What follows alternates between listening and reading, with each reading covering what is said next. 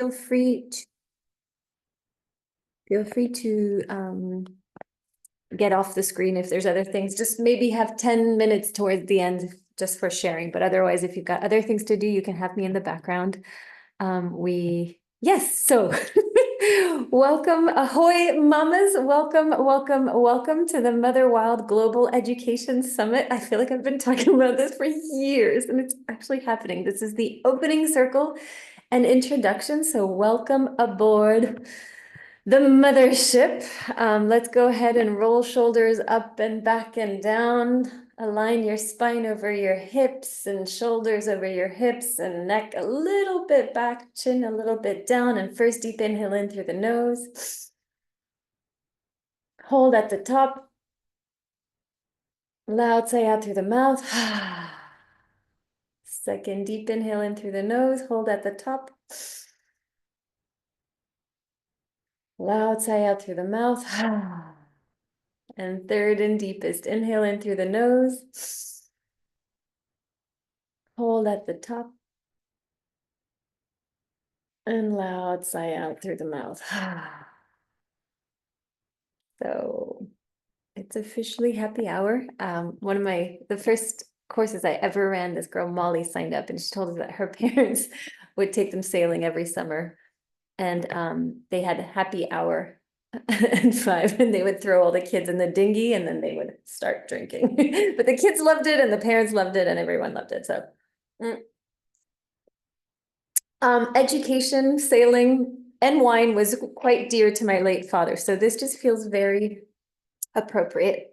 So his father was a teacher. Let me see if I can actually show you guys. This was I just talked to a man who was like, as long as you're talking about the people who passed away, they're still here. So I don't know what you guys can see, but is it a black and white photo? Yes. Oh, no. Yes, we see it. So his father was a teacher and his mother was a headmistress. So I mean, clearly raised by educators. I don't think he loved his hairdo in this. Okay, share. So so yes, education. And the last email I ever got from him. So this project is very dear to me. The last email he ever wrote me was like thumbs up about going forward with creating this centralized global education diploma. These flags were actually at his celebration of life party. So it all feels very, very dear to me. And also, my father was the captain of whenever we went sailing. So when we were on his boat, and I think I have a photo here, I mean, it was a tiny sailing boat, but boy, did we have so much fun. I have way too many screens open, but I do want you guys to see what he looked like just because the memory's there. So my brothers, I have eyes closed, but like I was delighted. But my dad was a very fair captain. Like he wasn't annoying. He didn't bark the commands. But he was in charge and in most beautiful of ways. And you felt safe and he was never annoying. He just led a tight ship. I mean, it was tight because it was small, but he always had a very clear plan of attack when we arrived in harbor and everyone knew what they had to do and it just went smoothly. And so, since he's passed, I've inherited this small motorboat and this summer was the first time I actually sailed it. And it just felt very freeing. It felt, yeah, it feels very special to be my own captain and it's just this undescribable sense of freedom to be able to like go in any direction and obviously to go visit where he was where he resides in the ocean. I actually had a photo but I think it's not there anyways. So yeah, I'd like to honor my father in the next 4 days and channel the inner captain in me, if only for this summit. It feels very regal and indulgent, an emotion I don't tend to let myself have. But so get ready to be surprised with me as to what that could look like. I wanted to take a little swig. But so here's a photo of my dad dropping me off at school in Vienna I think I was 80, I was 7, so yeah, 87. And he got a very French, very national education. So this photo, no, it was taken in 86, sorry, in Vienna before we moved to Rome and then to Brussels. And he had done all his schooling in France. He worked for Procter and Gamble, Bex. So for 45 years, I was a a P&G baby, as they called it. And they covered my international education, or they paid for it. And it was wildly different from the French one he had gotten from his parents, obviously. And so my wildest wish would be to take a photo with my son, so that he can one day look back and say that he got a global education that was wildly different from the international one that I got. And so this concept that we seek to give our kids one step beyond what we got, right? Someone was telling me about the cacti. I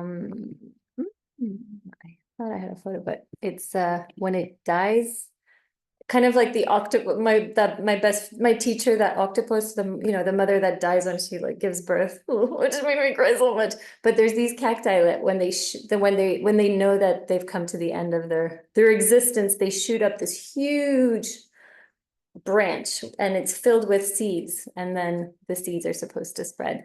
But I feel like we instinctively, and Nelly, I'm sure you'll talk more about this on the last panel, but just that this urge to give our kids more than what we received. But the seeds end up probably returning where they came from.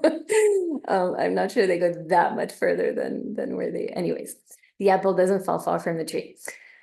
So while I pull up something, feel free to write in the chat box. I'd be keen to, actually, we're not so many. Why don't we share? Or no, actually, no, for the sake of timing, just put in the box what kind of schooling your parents got, if it was national, what kind of schooling you got, charter, national, and then like what you're giving your kids, Montessori, Steiner, or regular. Like, I'm just curious, like through the three generations, just try to narrow it down to one word. Like, what did your grandparents get? What did your parents, what did your parents get? What did you have as an education? And what did your kids have? Or what are you giving your kids? And it can be progressive or regular local school.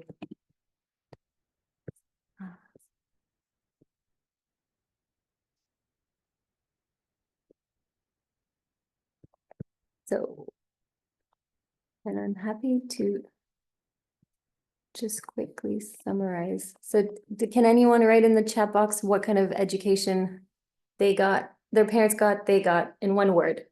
National, international, or that would have been mine, national, international. I would like to give global, but I'm giving. So my parents went to public and private. I attended progressive alternative, nice.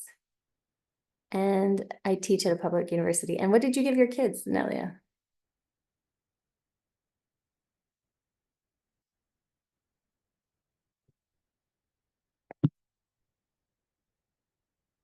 Well, anyways, while you guys fill that in. Oh yeah, you had some US in there. I remember, Marie. Sweden, yeah, your parents got Swedish school in the 50s and 60s. You got Swedish in 5th grade. Florida for public school. Gifted, of course. And then IB. Oh, interesting. You finished it with IB. The Swedes are big on the IB. And then your kids' small village school in Sweden. Interesting. You returned to what your parents had given you.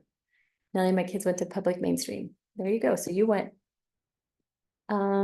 Katie, all public school. Kids have a huge focus on nature, Montessori in our home life. That's so awesome. And cutting up pigs last weekend. Incredible. Rachel, 70-30 Scottish state education, Japanese state education. Scottish state education. My mother went to ordinary state school in Scotland. My father had private Scottish education. Bex, state school, no university, me state school. International, my kids. So you're following, yes, your kids are now Montessori, Boundless, and state school. So they've done British school as well. Meredith, US for all, public and state. Nice. Marta, parents, national, Catholic education, me, Catholic private, and your kids IB. I was worried about them getting behind, but then they did anyways. They did fine anyways. Yes, we will talk about that. Afton Public School family for generations. My parents and grandparents did it because it was easy. I do it because I believe in it. Ooh, my kids go to a public IB school. Amazing. Okay, so my parents, Marie, actually pre-IB. And oh, you did pre-IB in Florida. Okay, so we all had like, and it feels like it's a bit different, but or returning like Marie. I was just curious about that. So I just wanted to just in the piece that I wrote, just to like summarize, just so we have a quick idea of like what numbers we're talking about when we talk about global education. So the public, national, state schools, which a lot of our parents seems like we went to and we went to, the total, I mean, it emerged in the 1800s. Most of them graduate with GCSEs, and you go with, you know, kids living in the same postal code as you. It's still around, and there are 1.5 billion students in state national system. It's free, mandatory. You don't really have a choice. Second part is the international school, privately owned business, capitalistic. It generates profit. People who can afford it put their kids in it. And it started with very few students, and now we're down to, and you go with the kids who are either diplomats or going to other, or whose parents work for multinational corporations. It was needed at the time, still around 5.8 million students. So we're going from 1.5 billion to 5.8 million, bearing in mind it grew from 10 students, 15 students, I think the first year graduated with IB. And so what we're talking about now is the global school system, which is kind of popping up in many different places in the world. And ideally, I would love to see it all be graduating with a global portfolio, which is what I'm doing, like what we're working on right now is that like, it's a bit siloed. Everyone's kind of doing their own thing. And it would be to like, why don't we have one, like the GCSEs, the IB for the international school, and one way of graduating. Yet leaving the students to do what they want to study, because hello, who are we to tell to say to anyone? And so this is less than 20,000 students. So this is just to give you like, we are teeny tiny. And that's why I'm trying to like bring everyone together to come I mean, we're still at peanuts compared to the big ones. So World Schooling Hubs, Lainey will be talking on the last panel. She's been running World Schools for bazillions of years, especially works especially with teenagers. Brave Generation Academy, these are brick and mortars. Green School, Boundless, Bex works for them. And the Hive, Kate will be there on the last panel. Then online schools, Sora, Prisma, tomorrow. Kristen's from Prisma. We have Kubrio, School of Humanity. Noam from Bina will be on the panel tomorrow. So, and then there's these innovative universities that these students can get into. And again, these numbers are growing, these schools are growing, these universities are growing. But I just wanted to like show you like big, small to like minuscule. That's how small it is right now. But my hope is that as that it will become mainstream, just the way international schools became mainstream. So why is this summit just for mothers? I thought I would just premise it that I've been working with mothers only since 2011, and as mothers are awakening, I'm noticing that some are starting to call the shots, and they're kind of driving the bus of their lives while the men are hanging on for dear life, it seems. So I think once women have a direction, it tends to like, and it takes a couple of years. I feel like the schools we've visited is like, oh, not yet. And then like 3 years later, we're like, we're back, we're here. It takes a little bit of time for moms to process things, but I do think we're the beginning of it all. So I hope that over the next 4 days, things will get sparked and you're like, hadn't thought of that. Why not? Let's try it. Let's think about it. Just think about it. That's all we need to do.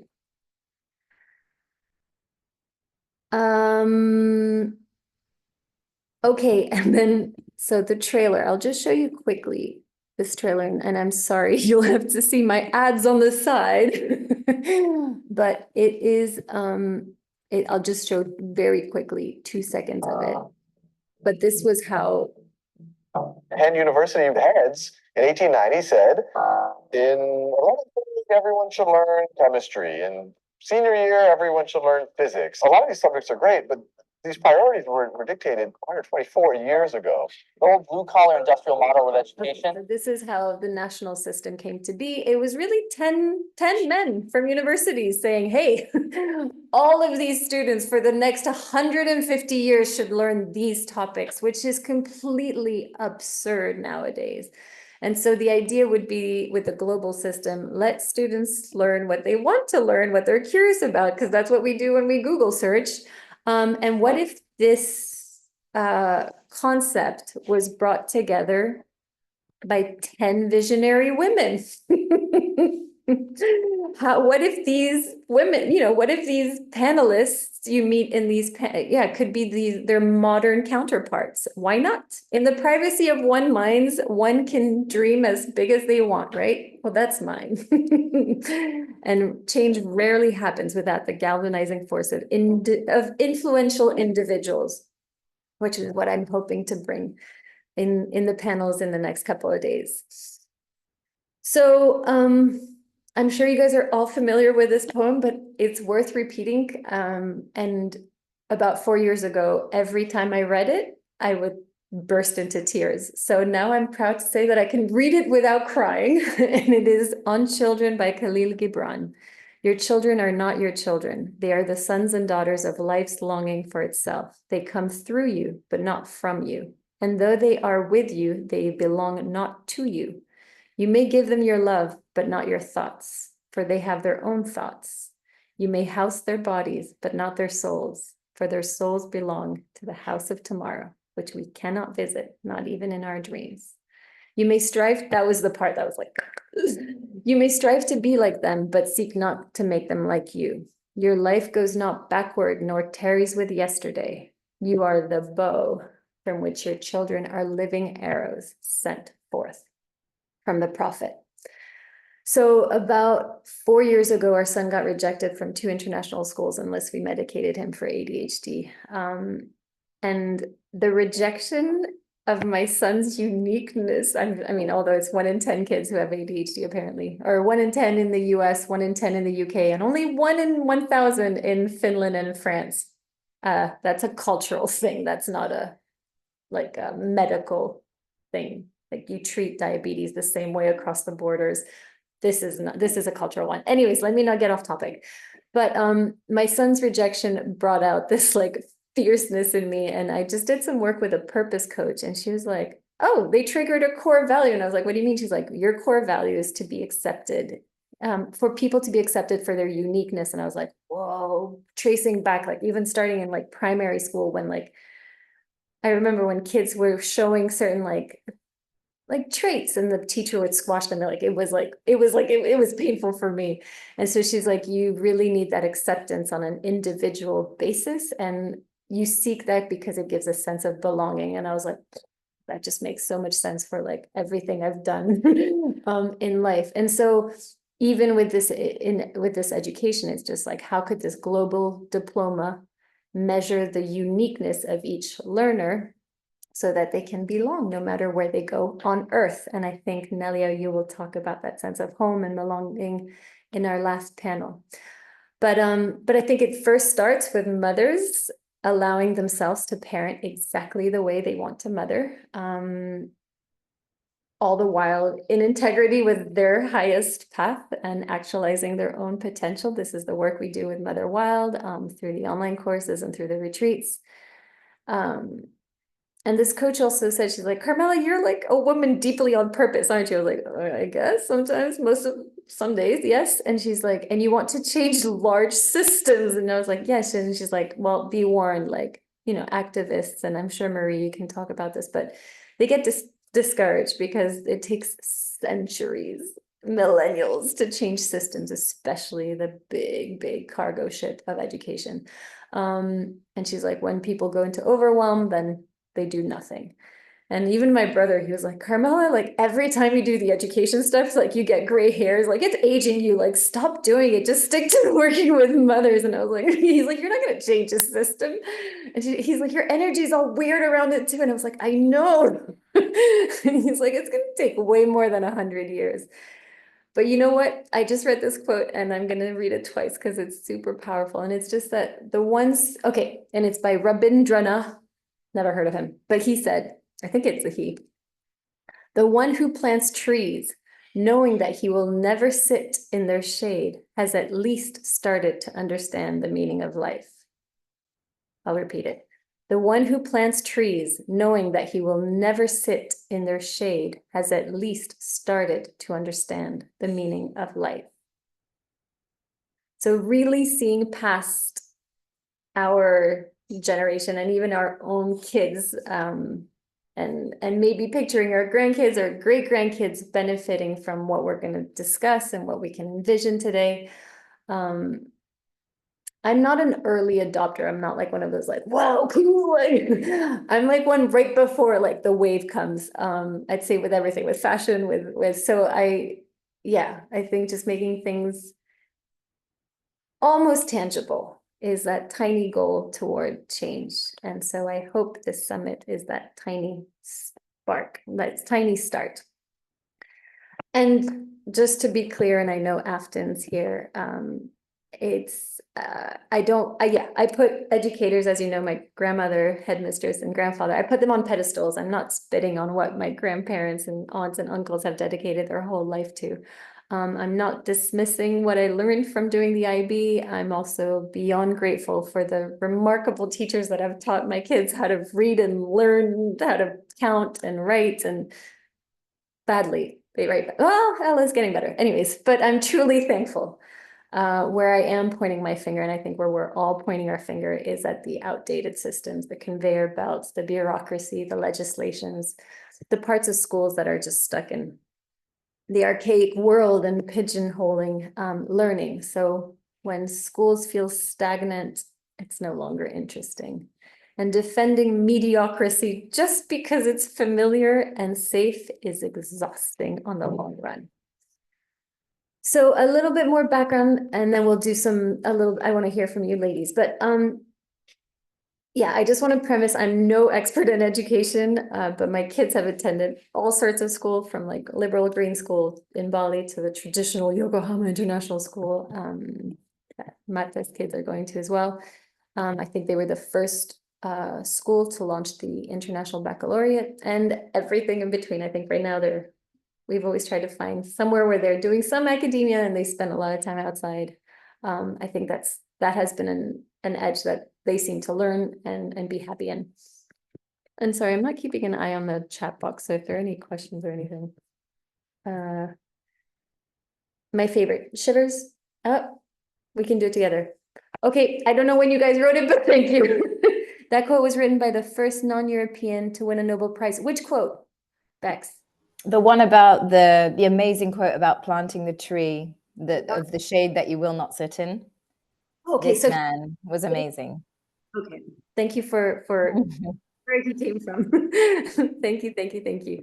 So yeah, I'm not an expert in education. I don't pretend to be. I am just a mom looking for solutions for my kids. My daughter happens to thrive in the traditional school system, and my son's a different story. And I wish the global system would already exist just for his sake, and it would be a mainstream thing. And if he doesn't get to benefit from it, at least let it be in favor of kids like him in the future. And it takes two to tango and to raise kids. My husband and I have been together for 20 plus years, and we see eye to eye on mostly everything, whether it's interior design or where to go on vacation or what to eat. We're both pretty easygoing. However, we have had hiccups over education. And the best way to give you an analogy would be like when it comes to education, like with our kids, I think I'd be a beat up Jeep, the one with like the no doors where you just like hang on for dear life so you don't slide off. And my husband would be like the safe, very fancy, comfortable Volvo with very sensitive seatbelts and airbags. And so my husband, bottom line is, because like, I think it was Kavita, someone was asking like, why are you doing this, Carmela? Why are you doing this? And I think bottom line is like, my husband won't let me jump. Not that he won't let me, but he's pushing back against me jumping ship with our son away from traditional system until the progressive model or the global education model is a sturdy ship to lean onto, especially in terms of diploma and accreditation. And because in recent years, especially after the pandemic, there's been a lot of progressive schools opening and universities opening and then closing. Beyond School closed, Windsor House closed, Quest University closed, Finlandia University closed, or they've changed names. So there was Ad Astra, which is Elon Musk's nonprofit online school, is now called Astronova. Galileo is changed to Kubro. And it's hard to commit when the continuity in time is questionable. Meanwhile, the archaic traditional institutions have majestically held up unchanged. So please help me or help us or help make the progressive system model a reliable, long-standing bandwagon for my husband to trust my son to leap onto. And so what I'm noticing and what we're seeing is that all these progressive schools and all the names that were on that list, they're all working in silo and they're all working hard to like, steadily grow. But I think if they were to really band together and have an arch of like, they all use the same diploma, that it could really become mainstream and an easy option of like national, international, global, and you don't even have to think twice. And you can change from global to global school without it being a different system just because you change schools. Like the fact that the global schools wouldn't band together like is ironic, don't you think? So I truly think everyone would benefit. All these schools would benefit thinking collaboratively, long-term and big picture. So yeah, what's been interesting is and we will gather a lot of these speakers that you'll hear on the panels. We're going to all be in Thailand in February to kind of brainstorm and see how we can package it and bring it to these progressive schools to all agree on one. And again, like how I've interviewed a bunch of people in progressive schooling, and some were like A+ students and others were like didn't finish high school, and they've all come out doing really interesting things. And so yeah, it's just some have played the game of life, the game of school very well, and others haven't, and it doesn't mean much. I think Nelly, you said it in when we talked, you're like, so kids didn't take exams during the pandemic, and just because that bell curve wasn't respected, it was still fine. We're still surviving. And so just putting things into perspective, like where your kids went to kindergarten, yeah, it was important, but not that important. Like, let's just like, what if we thought that way through the whole entire way through their schooling system? Like, it's important, but not that. Just that everyone will find their way. The kids will be fine. So just a little background on schooling. Like my kids are always quizzing me with their wording, like giat and mewing and skibbity toilet. And so there's it words in education right now, and it's like education. Yeah, they're called self-directed independent learners, not students anymore. It's educators, not teachers. Yeah, there's all these wordings of personalized project-based learning, tech-based methodology, real-world applications, 21st century skills, portfolio collaboration, well-being. These are all words that all these progressive schools are using, which are great. Yeah, so again, how can we get them to band together? And what is it? Change a couple minds first, and then the rest of society. So I would love for you to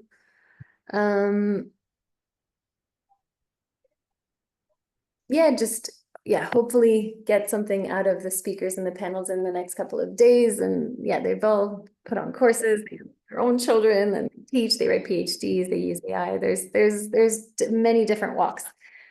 I would love to get you guys, if you are available, to go into breakout rooms just very briefly and maybe share some thoughts. I think we have different age groups. Yeah, so maybe just explore talking to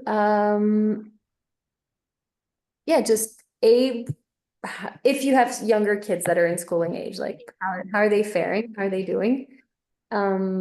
Or how do you imagine the schools of the future to be like, or any of the topics we're going to be talking about. Feel free to just like talk with your group about where you're at in education, in your journey with your own children or yourself, and how do you imagine being it in the future. So we will take about 5 minutes. And just, let's see, how many are we? 1, 2, 3, 4, 5, 6, 7, 8, 9, 10. We will split into 3 groups. How does that sound? And then what happened to the breakout rooms? They were there before. Oh, here we go. We'll just break out into 3 groups and we'll just reconvene in about 5 minutes. So just how's education treating you right now for your kids, for yourself? How are you learning? And then, or anything, any visions of how you think the future of education will look like, and divide the time amongst yourselves, and we'll meet back in 5 minutes. See you soon. You have to join. All right.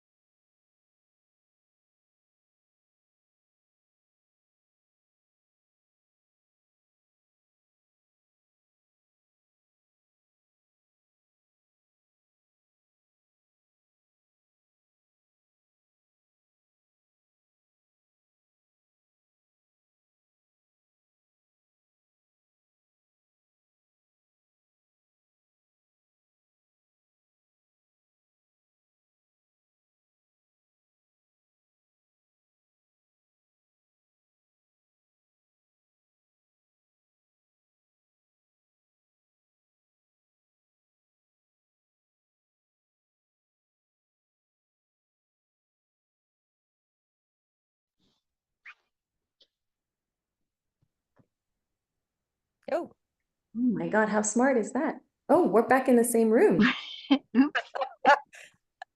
Wait, we're not in the main room? Did I do something wrong? How do we get out of our room? Did other people not just join us? Are they, think we or I may guess be they in the would have been main room. kicked out by now. Yeah, I'm pretty sure I'm the one who's doing this, but how do I, all breakout rooms close in 32 seconds? Oh, okay. Okay. Because they have a couple, okay, you get given 1 minute. Good to know. Um, uh, but Meredith, those yeah, I mean, good to bring There's up. so much to talk about. Yeah.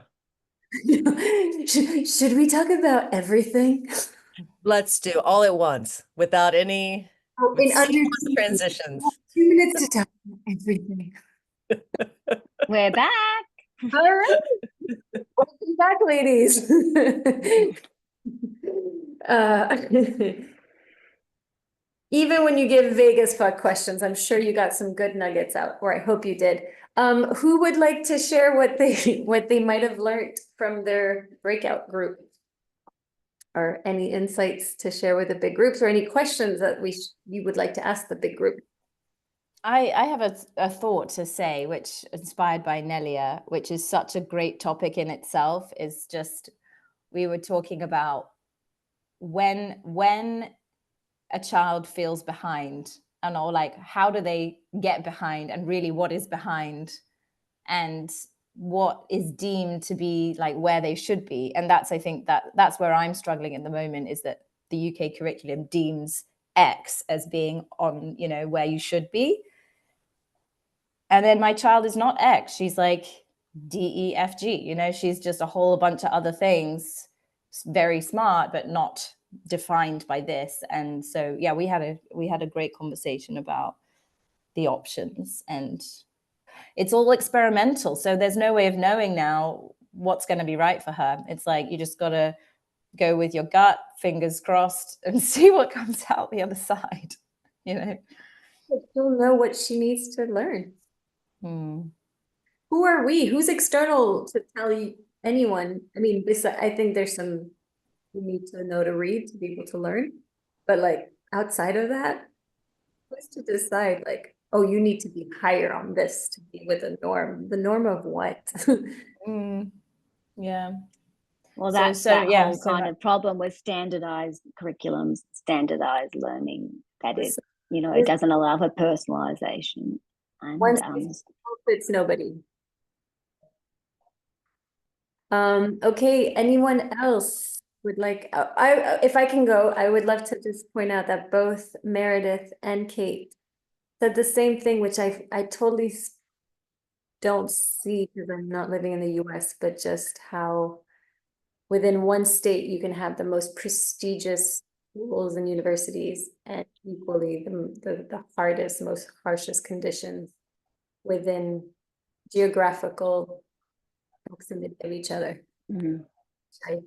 I mean, I know that about the US, but I had to hear it from from New York State and Ohio State, and I'd love Yeah. to hear, I mean, I'm sure we'll hear about it and during the panel, but that perspective.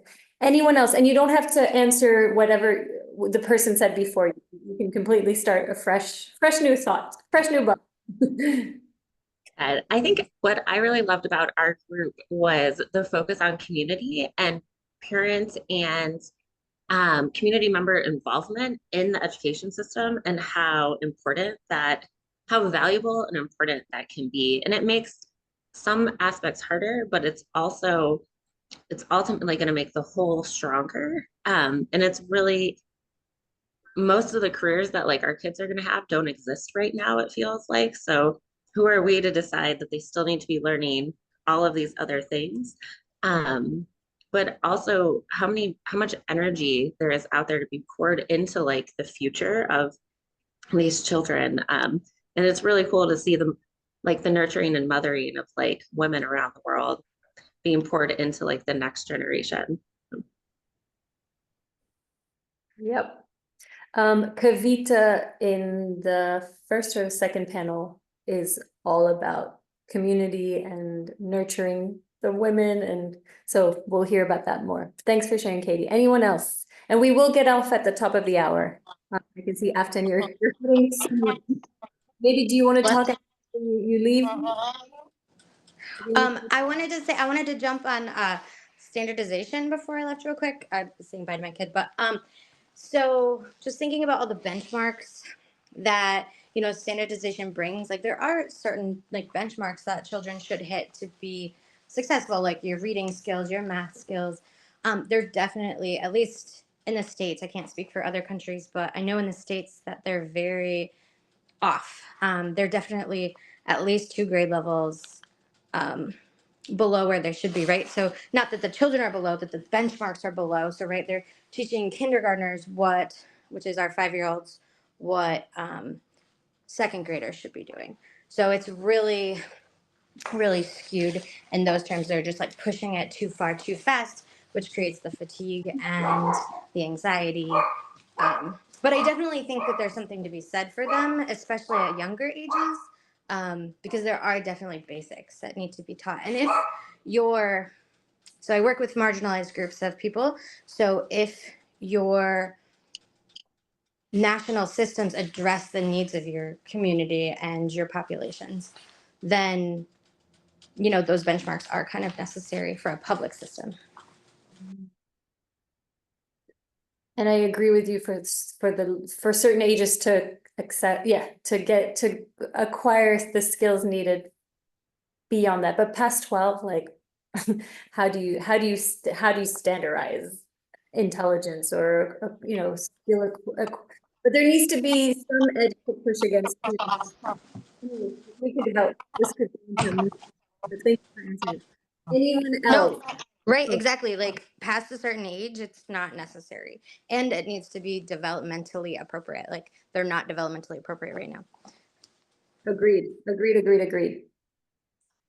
And of course, different education systems have different ages at which children are starting school, and the Finnish system is famous for children not actually starting formal learning till 7, which is at least 2 years older than Australia, and I'm imagining a number of other countries, and that also feeds into this idea about that children will need to read on time, and this sort of lot of pressure around children reading at kinder or grade 1, but when they're actually starting school at an age that's like 2 years younger than the Nordic countries, that's a lot of pressure on young children, and then it becomes this big kind of competition around my kid was reading before your kid, and all of this stuff. And I think that to my mind it ends up being this, like those moms who are so proud when they're the first to walk, and it's like my kid will end up walking too at some point. yeah. So I do think that's the start of that whole standardization business. And that hothouse, it's all big race. So it kind of depends what you kind of, what is the greater purpose of the system, right? So if the greater purpose of the system is a race, then, the standardization, I feel like fits into that idea about, and it's a race to be the best and to get there first. And then it's a kind of, so it's a competitive system tends to encourage that type of idea. But they did a race at Green School without there were no winners, and so nobody ran because there was no point. So there needs to be a middle point somewhere where there's some kind of like edge to push it. That's always where like I think there needs to be an edge, but it can be self-defined. It can be, anyways. I'm going off tangent. I would love to hear from one more person as to like what you got out of your breakaway. I can go. Actually, one of the things that really caught my attention was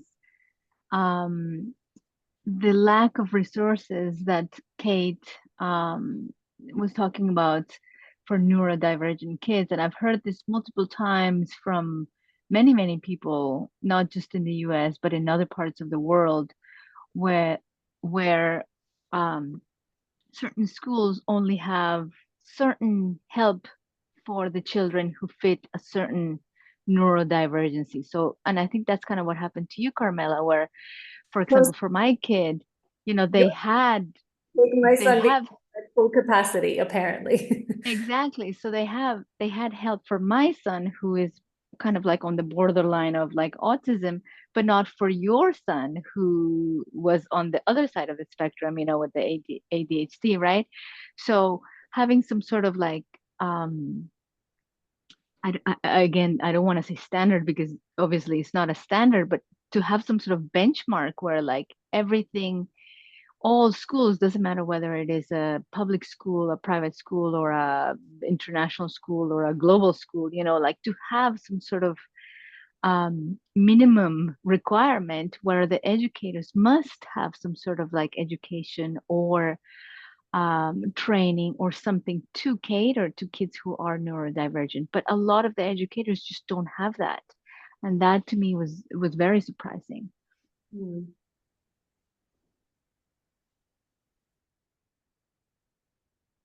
So much to be said, so little time.